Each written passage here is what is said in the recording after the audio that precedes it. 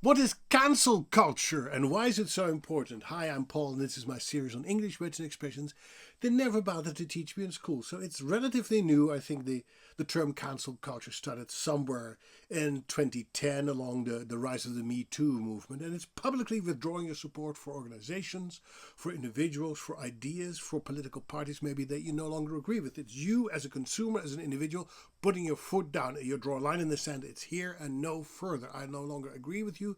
I no longer support you. It happens to brands, for instance. Here in the United States, where I live, we had this syrup that you put on pancakes called Aunt Jemima, and we had Uncle Ben's rice. And both of these companies, these brands, used racial stereotyping, which is no longer done. Of course, it was bad when it started, and now we've come to the conclusion that it's something that we should not support. So people started boycotting these products, and as far as I can tell, they have disappeared off the shelves. So we use our economic power as a consumer.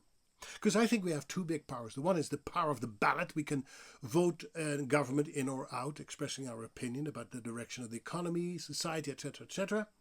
And there's the power of our wallet. We can vote with how we spend our money. For years and years, the Shell company was the place where the Dutch people used to go to fill up their cars with gas, right? But then it became known that Shell was still involved in the apartheid regime in South Africa, and lots of Dutch people said, I will no longer go to the pump and pump my car at Shell pumps.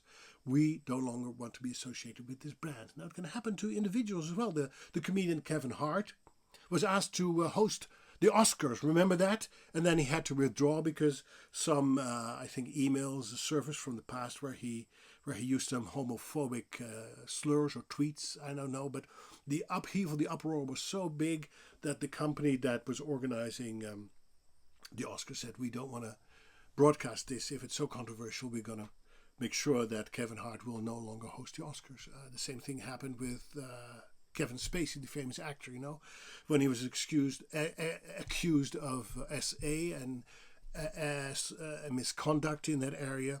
He was basically cancelled. There was not a movie studio that wanted to hire him.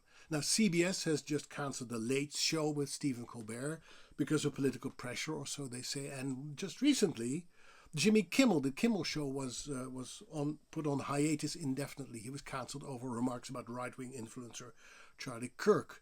Now, Trump said that was great news for America, but some have called this the end of free speech. Now, I have just cancelled my Disney Plus and Hulu membership because Disney owns ABC. This is me taking part in cancel culture. Have a great day. Tot ziens. Bye-bye.